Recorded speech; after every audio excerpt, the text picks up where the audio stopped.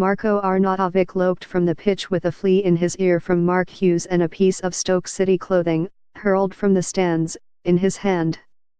The latter was quickly discarded. Hughes must now be close to a similar fate after his former charge heaped on the embarrassment in a match delayed by an hour due to a power failure.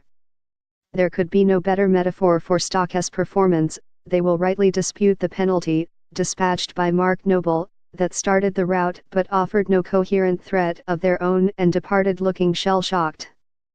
For almost 18 minutes the only incident worthy of comment had been the glare Arnautovic, abused roundly by his former public, offered Pablo Zabaleta after the West Ham wing-back had misread his intention to receive a short pass. Nearly everyone on the pitch will have known that look of scorn. It had nothing, though, on the anger that greeted Graham Scott's decision to award the spot kick shortly afterwards. The sequence that brought it was the kind that seems all the more frequent when everything is going wrong.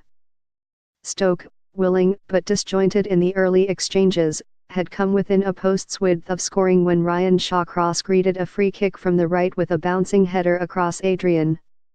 Nobody could reach the rebound and West Ham broke immediately, Manuel Lanzini ferrying the ball down the inside left tram line before finding himself confronted by Eric Peters. What happened next left Hughes and Stoke raging.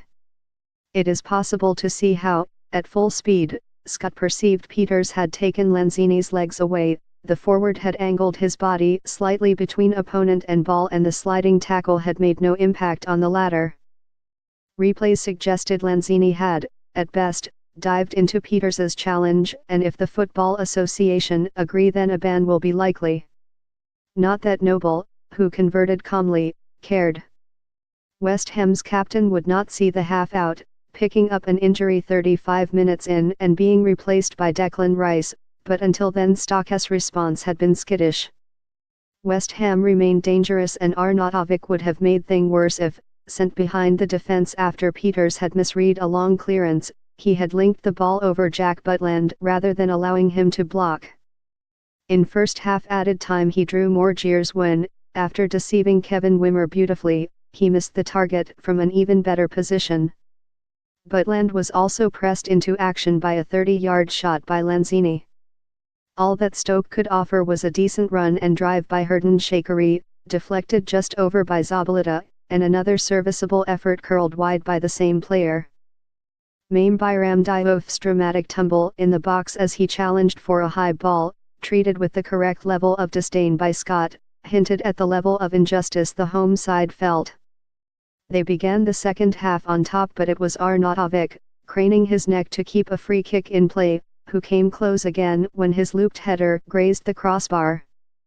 The chance had come about after Arthur Mazueku, dancing between three opponents, was crudely felled by Shawcross.